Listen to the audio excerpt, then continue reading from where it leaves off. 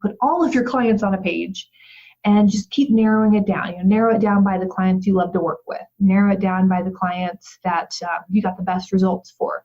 Narrow it down further by the clients that are the easiest for you to work with, that pay their invoices on time. And you just keep narrowing down the list until you have this very small, really, list in the end. And then you look at the common thread. What's the common thread through those businesses?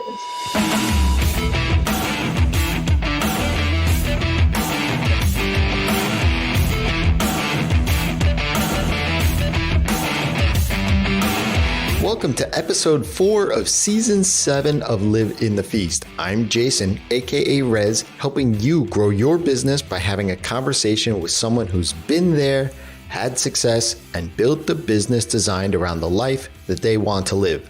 That's Live in the Feast. If this is your first time listening, hit that subscribe button so that you get notified every time a new episode drops. Live in the Feast is in your podcast app of choice, and if it's not, let me know and I'll get it there. If you've heard the show before, leave us a review on iTunes or drop us a comment in Breaker or Castbox. Today's co-host is Jessica Mehring. A quote from her that I really love is this: "Successful marketing and sales enablement don't happen on a wish and a prayer. To achieve faster customer growth, shorten the sales cycle, and most importantly, build long-term customer relationships, you've got to reach the right people with the right content, putting conversation before the conversion." I love this quote because it resonates so much with how I've built my successful business. And if it resonates with you, you are going to love this episode. Jessica is a marketing communications expert and the CEO of Horizon Peak Consulting, where she helps IT and software companies increase enterprise sales with targeted conversion content. In this episode, we dive into the difference between an ideal client and a niche. We also talk about the emotions, the fears of this iterative process, and how important personal conversations and pattern recognition is in this whole process. This is a great one. Here's Jessica and I talking about the ideal client.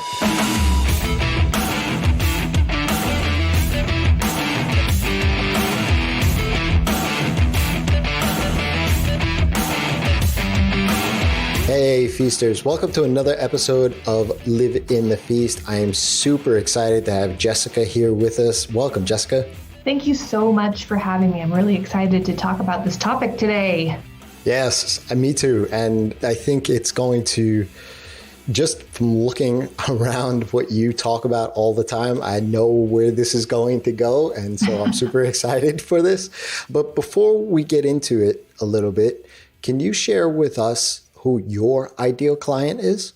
Yeah, my ideal client, and of course this has changed many times over the years, but right now my ideal client tends to be a director of marketing at a large and enterprise company. Of course, like with all things, there are exceptions to that rule. Sometimes my point of contact is a marketing manager. Sometimes the company I'm working with is smaller. But my ideal client right now, the one that I'm just getting the best results for and working the best with, is the director of marketing. Not even necessarily Fortune 500 company, but large and enterprise company. So for a lot of the audience here, I think they focus in on small to medium-sized businesses, not necessarily enterprise. What attracted you to the enterprise level of clients? So let's actually talk a little bit about customer versus niche here, if you don't mind. Sure. Sure. Because interestingly, I do work with smaller companies as well. And my niche is actually companies that sell IT and software solutions to enterprise companies. Oh, okay. And that means that sometimes they are these large companies and sometimes they're the smaller companies that sell a solution to the big guys. Mm-hmm. So there is a difference in between niche and ideal customer. And you can have different ideal customers within your niche as well. And my brain's already going a million miles a minute, like where I want to go with this. Yeah, so I totally agree with you. For me, I've flocked towards the e-commerce realm. Like I've been running my business now for close to a decade. I've been doing it part-time for 17-ish years. So I've been doing this a long time, but I've loved e-commerce that whole time.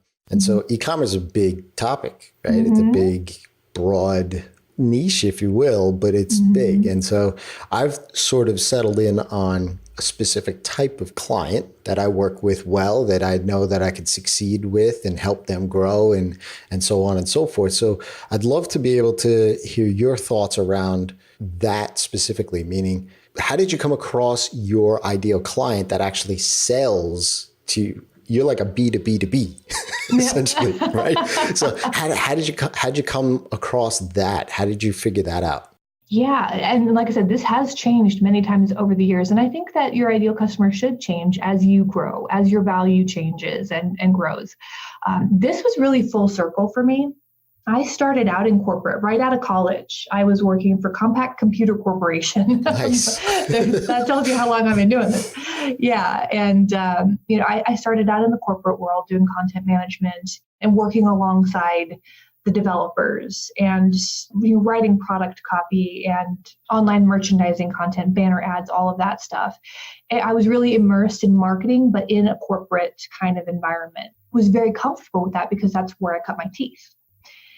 And when I struck out on my own, I did what I think a lot of people do, at least in the copywriter space. I've seen this a lot, where they're like, I want to help the little guys. I don't want to work in corporate anymore. I want to help the small businesses because that's where all the interesting things are happening. And, they're so dynamic and they move faster. So I did that. I tried to focus on the small businesses. And after a couple of years, what I realized is I just was not making the same impact small businesses that I was with corporate. And I still kind of had my toes in the water of corporate, of large and enterprise technology specifically. And I saw that while they were two very different environments, small business and large and enterprise business, two very different environments, they had a lot of the same need. And they had vastly different resources and vastly different ways of approaching working with a marketing professional of any kind. And it was just so much harder, really, for me to make the big impact with the small businesses. So I kind of started thinking, maybe I should kind of start focusing again on working with the bigger companies and kind of see what that looks like. And so I started taking on more the large companies, and again, getting back into that corporate environment in a lot of ways that had changed since I left corporate as a job. And just seeing kind of what the new environment was and the new organizational structures were and the new marketing practices were in that large enterprise space. And it was so interesting to me. And it was so much more dynamic than I remember it being. And again, they had so many more resources that they could put towards marketing and towards content specifically. I focus on the content side of the house. And the people were they were so into what they were doing and so excited to be working with somebody like me. It got me excited about working with large companies all over again. And then I started picking up clients who were smaller, but were selling their services, their IT services or IT products and software to these large and enterprise companies. And again, it was just so exciting. There's this kind of, I don't know, I guess passion is maybe the right word, that I don't remember experiencing when I was on the inside. Yeah. And it was really fun to be a part of that. And of course, selling services, marketing to large and enterprise customers is such a different proposition. Yeah. Oh, absolutely. Right. Yes. And because of my background, I was really good at it. I could understand the target customer better than most copywriters, content writers could. And so again, I was making a bigger impact. And they gave me the space to make a bigger impact too, if that makes sense. Yeah, absolutely. Let's go back to the point at which you realized that you weren't making as big an impact as you thought you could in the small space and then realized, hey, maybe I should go back. What was that feeling like? What was that sort of thought process? It was very frustrating. I mean, I had such high hopes. I think we all do. We're shiny and new in our own businesses, and we just want to help. It was very frustrating because I never wanted to feel like, I never wanted these small businesses to feel like they couldn't afford me, or that they just weren't. Anyway, I didn't want them to feel bad that they didn't have the budget, but the fact is there's only so much I can do with a limited budget. I only have so much time. I only have so many resources myself. So it was very, very frustrating because I could not price things low enough to do enough for these folks. So the little I was able to do, it didn't move the needle for them as much as I wanted it to. Yeah, sure, I can write higher converting content for them. I can write some blog posts. I can write a white paper, ebook, infographic, whatever. And it'll convert much better than their other stuff is. But onesie, twosie kinds of things like that, it's just such a small blip on the grand scheme. It really, to make the bigger impact, it needs to be a bigger engagement. Gotcha. Than a one-off blog post, Right. Yeah. So was it a natural transition to say, you know what, I'm just going to go back to the corporate world, or did you explore other options before doing that? It was a natural transition in a lot of ways. Yeah, I had a lot of connections by that point. I like to make friends. I don't call it networking. I like to make friends.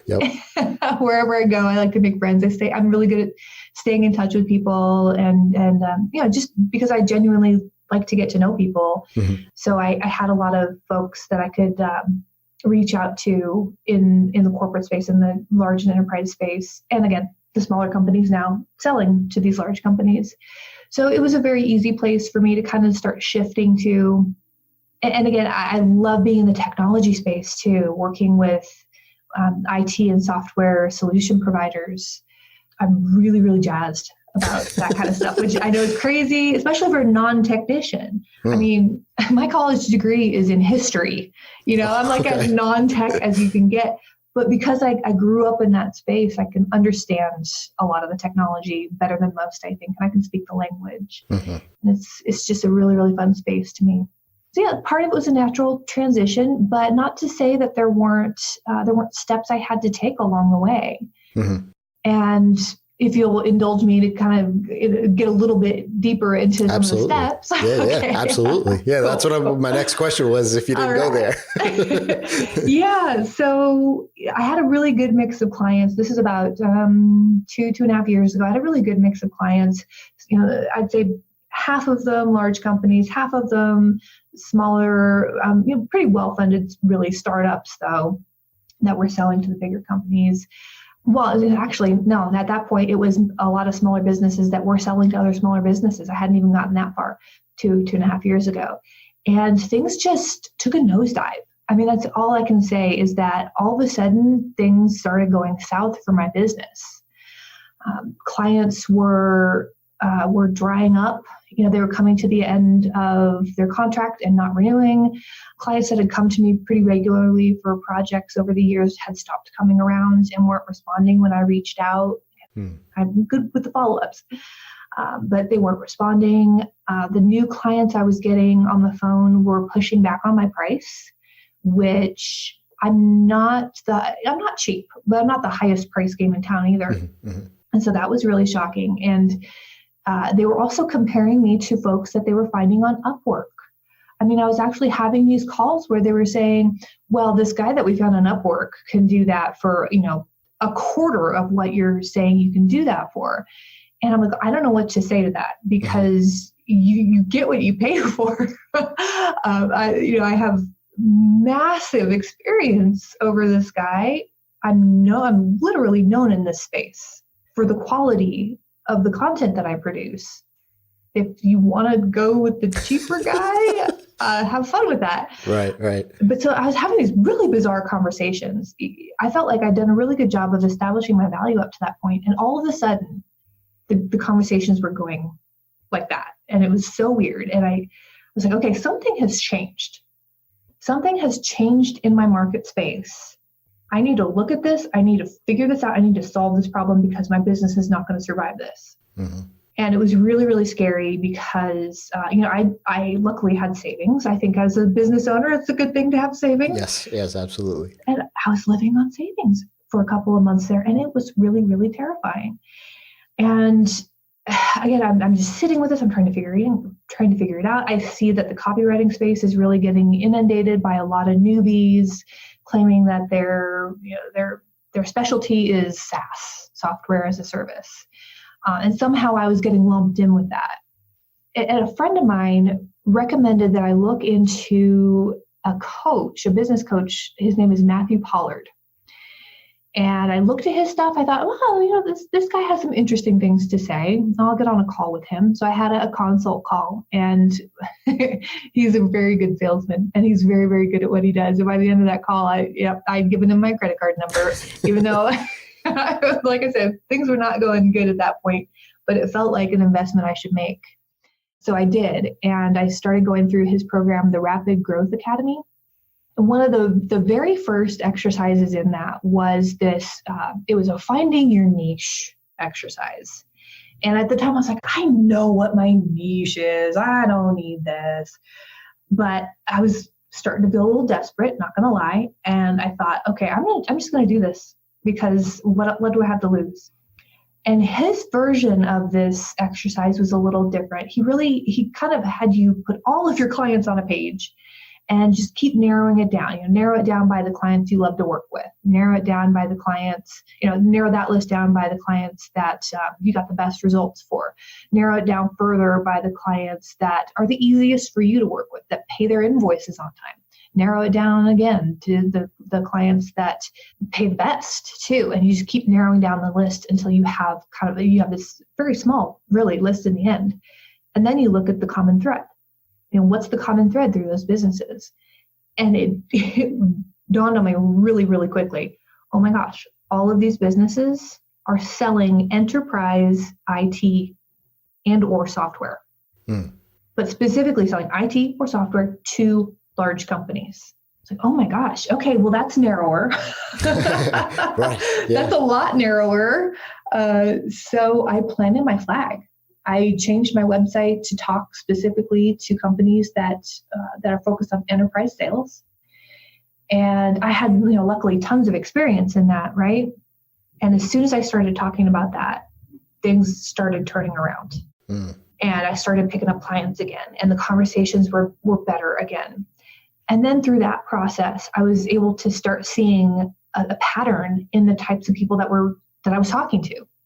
Who was I getting on the phone with, and who were the decision makers? Because especially at the large companies, there are multiple decision makers. So then I went through the exercise of looking at, okay, now I'm good. Bills are paid. Let's look at this new client set and look at the titles. Who's paying the bills? Who's making the financial decision? Who am I getting on the phone with initially? They might not be the same person. And really zeroing in on the role and how they fit into the broader organization and how they manage their team as well was very unique. It's interesting. So it was a process. Yeah.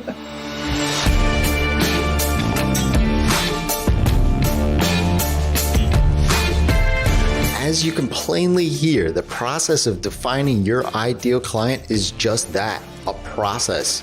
There is no quick hit or silver bullet here. It's not something that's going to happen overnight just because you want it to or you read a blog post. Jessica's process is very similar to the client quad framework that my coaching clients and Feast members go through. Taking a look at all of the people, projects, and companies that you've worked with, and then distilling them down into common characteristics and elements is much easier to do than the pie in the sky dreaming of what the potential of an ideal client looks like. If you want worksheets, exercises, and the ability to create the ideal client and the precise solution to offer that client so that you are the go-to resource and build a sustainable business, head over to feastacademy.com today. As a member, you'll get the processes and templates to not only figure out your ideal client and those services, but you'll also learn how to figure out how to price those services so that it makes a no-brainer decision for that client. That's why I want to invite you to check out Feast. By using the code CONVERSATION at checkout, you could get your first month for only $20. Feast is the community and resource hub for developers and designers ready to get off the project searching hamster wheel and actually run the business that they set out to build. Feast helps position you in the market with what you do, who you help, and helps you build the processes and systems for everything to build a sustainable business. That includes sales and marketing, delivery, client management, pricing, and of course, scoping out what your ideal client is. Your business isn't the same as everyone else's, and this is the differentiator in Feast. When you become a member of Feast, you are going to get personalized guidance from myself. It is essential for me to meet you where you are and make sure that you are getting the exact tools so that you don't get lost in the shuffle. The moment you sign up, we're going to have a chat. Yes, we will have a chat so that I can build you a custom syllabus of resources within Feast to meet you where you are. If you want to stop chasing down that next project all the time so that you can start living your life, go to feastacademy.com and use the code CONVERSATION at checkout, and your first month is only $20.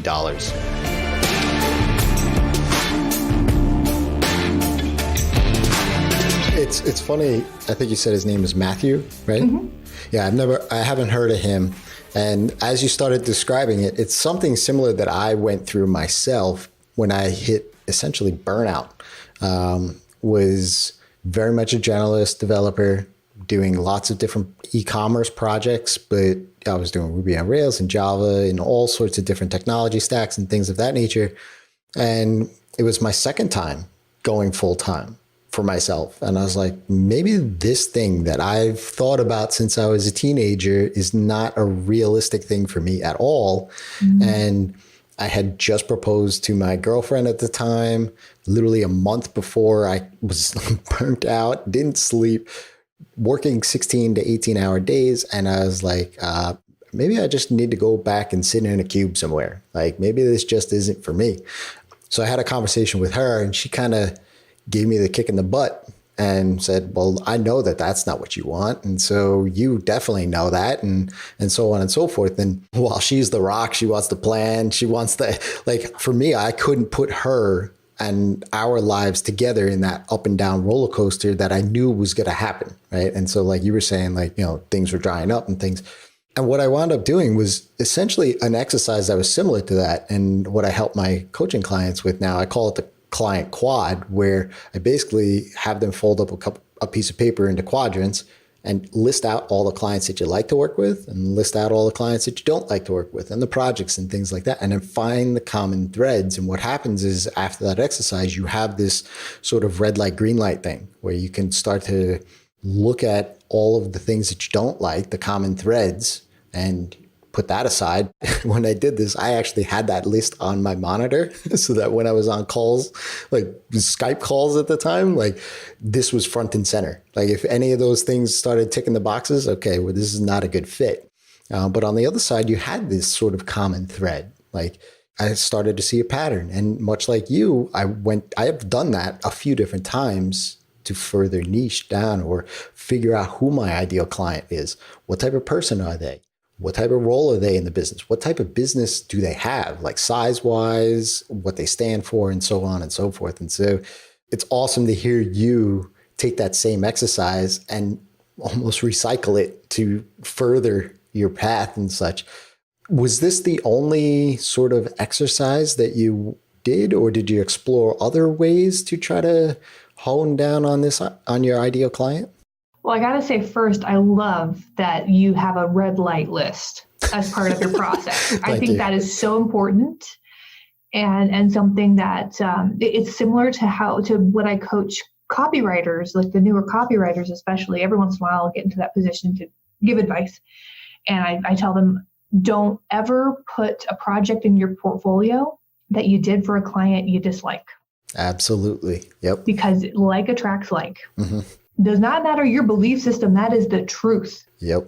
no matter how beautiful that end product turned out, if you put that in your portfolio and you hated every second of working on that project, you're going to get more clients like that. Mm-hmm. It's not a good thing. So I love that you have that red light list. And I did all of the usual exercises over the years. All the different business programs tell you to go through the client avatar process and buyer persona process. Mm-hmm. And there's a lot of value to that, to getting kind of a general idea of who you're targeting. But in the end, I really feel like you have to talk to these people. It can't just be a piece of paper. It can't be a PowerPoint deck on your computer of your buyer personas, which is a lot of what I get delivered.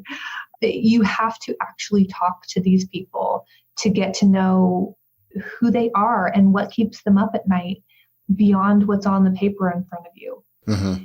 And that's really what I was able to do by first doing that niche exercise. And then once things were stable, looking at the organizational structure in all of these companies that I loved. And, I'm very communicative. I love talking to my clients. I like to consider my clients friends at a certain point in the relationship. I like to check in on them, make sure they're doing good, ask how their kids are doing. And so I was able to get that personal with them and ask them, really what's going on in your organization above and beyond the content stuff that you're hiring me to do. What's going on in your organization? What's going on that's keeping you up at night? And having those personal conversations, it made these avatars three-dimensional. Absolutely. I love that. And I've seen on one of your talks, I think is titled this, and I definitely saw it on your website and things like that, about putting the conversation before conversion. For me, when I saw that, that was a big, huge thing for me as well. Like, just to reach out, have a conversation, see what it is that they like. They enjoy working with you, right? Like, how do you find more people like that? See what you could be better at, right? Maybe there's just a miscommunication, or there is a way in which you could solve a problem that you didn't even know that they had, those sort of things. And so having that conversation before conversion, first of all, I love the phrase. The phrase, Thank you. I'm going to steal it, but credit you all the way through. Because for me, it's like, I get asked all the time, like, how do I improve my sales close rates? How do I, do this? How do I improve getting more clients?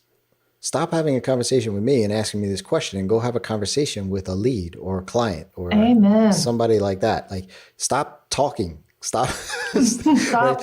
Right? Put the megaphone down. Yeah, stop talking to me on Twitter and go ahead and pick up a conversation with a past client of yours, or a current client, or a potential lead. So you said that you essentially form these relationships and friendships with your clients and things of that nature. Did you actually tactfully say, hey, I'd love to have a conversation with you for about 10 minutes? Or was it more of a natural sort of just organic way that you just happened to find out all this stuff? Both. Absolutely both. There are certainly cases where I said, hey, you know what? I love working with you. I love the work we do together. This is really a direction I would love to go more in my business. I would, can I pick your brain? Not pick your brain. That's a terrible phrase. Don't ever use that phrase with anybody. That's demanding. No, I'd ask them, hey, can I get on the phone with you for 10 minutes or so, and just talk and see kind of how you feel about this arrangement, and how, what's working for you, what's not. And so that works really well. I also have a survey that I send to my clients after I've been working with them for a little while, just a really quick and easy Google form with some pointed questions about how they feel about the arrangement so far, and what's working and what's not. And I have yet to have a client refuse to fill that out. Nice. By the time we get to that point, we've got a really solid relationship, and they're willing to bend over backward to help me, because I've bent over backward to help them. And I bring this approach into my methodology for producing content too. And I think in the end, this is a whole ecosystem that I've created around me. So, I approach the content writing process from a relationship building standpoint.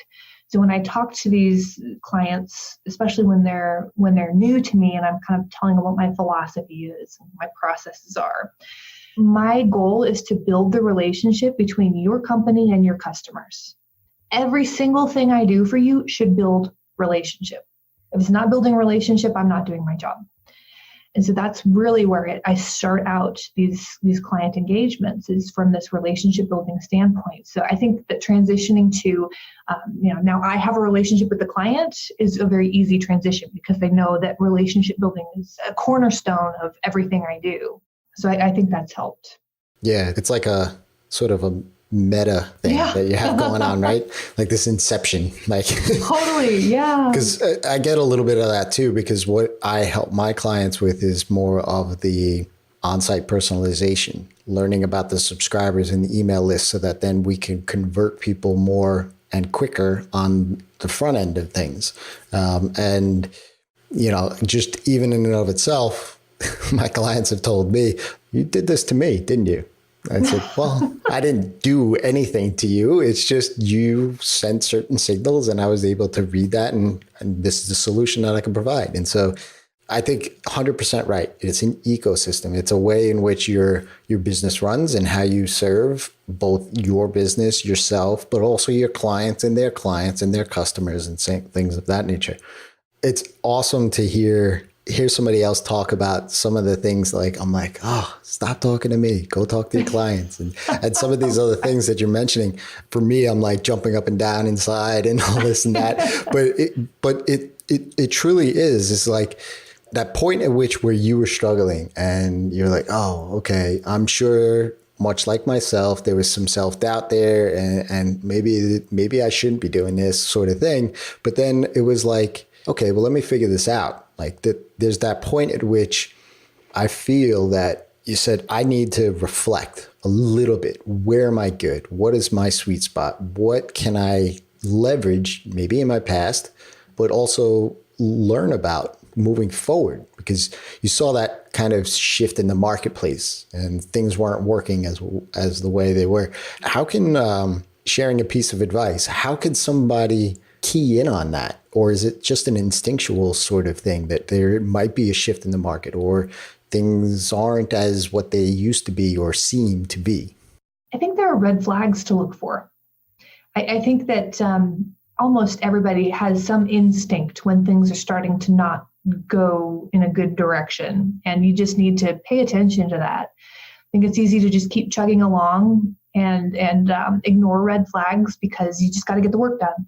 But you ignore the red flags too long and you end up in the position that I was in where you're living on your savings. Mm-hmm. That's not a good position to be in, because then you're making decisions out of desperation too. And you perpetuate the cycle of attracting bad fits. Mm. So you really, if you can catch it earlier than I did, you're better off. And, hindsight is 20/20, right? Looking back, there were red flags leading up to that situation. I was noticing conversations in some of the online spaces that I participate in, some of the Facebook groups and Slack groups and things like that. The conversations were looking different. And some of the questions I was getting asked by prospects on the phone were different. And again, I was getting questioned about my price where I had never had before. And eventually it all culminated and it just kind of, everything was going bad. But things were happening like that up to that point that if I had paid attention, I probably could have picked up on that shift before things got that bad. And then, had the time to reflect and make better decisions before things got to that point. Yeah, same thing with me now. I'm because I experienced that burnout, depression and all that, like I'm way more acute to those sort of symptoms, if you will, leading up to that, because I don't ever want to be there again. But it's just very similar. Like I've seen change in sales cycles and who I'm talking to and what the market is dictating and things like that. And sometimes you just overlook these things. You're just like, oh, that's just that person or that's just that project. And even if you catch it, and then if you actually do some sort of a thought gathering or just jot down a few sentences after a call, well, then you can at least have something to go back and look at later on to say, hey, how come I haven't closed a lot of these deals when I had been in the past or something of that nature, right? And so I think it's important to do that stuff. And obviously, business is great, right? Business is great. So when you decided, and like you said, it still evolved, right? But how has that really impacted your business, but also your life? I'm working with fewer clients on a deeper level. I'm able to make a much bigger impact. So, in the services that I provide, there's been a big difference. I've also shifted a lot, just my day-to-day activities have changed. So I'm spending less time writing, oddly enough, even though I'm a writer. I'm spending less time writing and more time communicating really with my clients. And everything that I produce is very research backed. So, the research is still very much part of the process, but the research element has expanded as well. So I'm spending more time looking into my clients' customers and spending time in those spaces. Yeah, there's just been a shift in the day-to-day activities. I spend more time on sales calls as well. In the copywriting space, there's this push to kind of just make everything a very succinct process. Like, okay, 15-minute consult call, nail them down for the contract and the invoice, and then the next call is a 30-minute call, and you do this. And I had to really start paying attention to my own paper, like keep my eyes on my own paper there in recent years, because a lot of that was not serving me or my customers very well. And so I do spend more time conversing with my clients than maybe some of my colleagues do.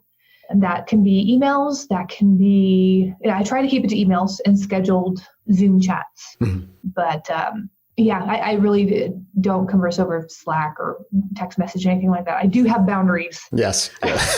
but there's definitely a lot more conversations happening, which has the added benefit of helping me get to know my clients even better. Mm-hmm.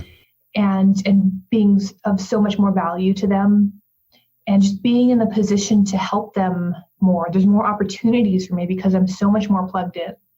And there's this push, again, in my space, I don't know if you're experiencing it in your space as well, but in my space, the push towards productized services and kind of creating a machine, really, out of your business. And there's a lot of value to that. There really is. But with the clients that I serve, that machine doesn't get them very far. Mm-hmm. And it doesn't serve them, and it just doesn't work. It just doesn't work. So I've really had to, again, stop paying attention to what all of my peers are doing and start paying attention to what my clients are telling me and what they need from me. Absolutely. Yeah, I echo that statement, like from the hilltops. So I applaud you for that. So what's next over the next 6-12 months? Well, right now, I'm building out an engagement model for the large and enterprise companies that is a much bigger thing than I've ever built before. I've very much tried to stay in my lane on the implementation side. I love the writing. I'm particularly good at writing. I write what I call conversion content. So I bring conversion copywriting best practices into content production. And I write very high converting content, and I love doing that. I love writing. I love the research. I love watching the results roll in. I love being on the ground floor of that and really being the implementer for my clients. But what I realized very, very recently actually is that by refusing to even look in the other lanes, I'm denying my clients something that they really desperately need, which in a lot of cases is some diagnostics. They know things are not working in a particular area of their marketing. They don't know why. I'm the kind of person, I can go in and figure that out. And then the strategic side as well. So once we've diagnosed the problem, then making a very, very specific, very detailed plan for how to solve it. So I'm building out an engagement model for the larger companies that includes the diagnostics and the strategic pieces that, again, I've been denying them for a very long time because I love the writing part. Which, interestingly, there's a lot of copywriters out there who don't actually love the writing part. Be surprised to hear that, but it's very true. They love to they love to get to know the companies and learn the products and talk to the customers and do all the those parts of the conversion copywriting process especially. But then when it comes to the writing, it's kind of a slog. I actually really love the writing. So yeah, I hear that with developers too. They like the idea of scoping the whole project, figuring out the problems, figuring out the solutions. And then when lines of code come, they're like, how do I outsource this? That's too funny. So this has been awesome, Jessica. Where can folks reach out and say thanks? The best place to find me and all my contact info and my philosophies and content and all that fun stuff is horizonpeakconsulting.com. Awesome. And we'll certainly link that up in the show notes. Jessica and I connected on Twitter, so we'll add your Twitter handle as well into the show notes. Jessica, thanks for sharing some time and your experience with us today. Hey, thank you so much. This was such a fun conversation. And for those listening, until next time, it's your time to live in the feast.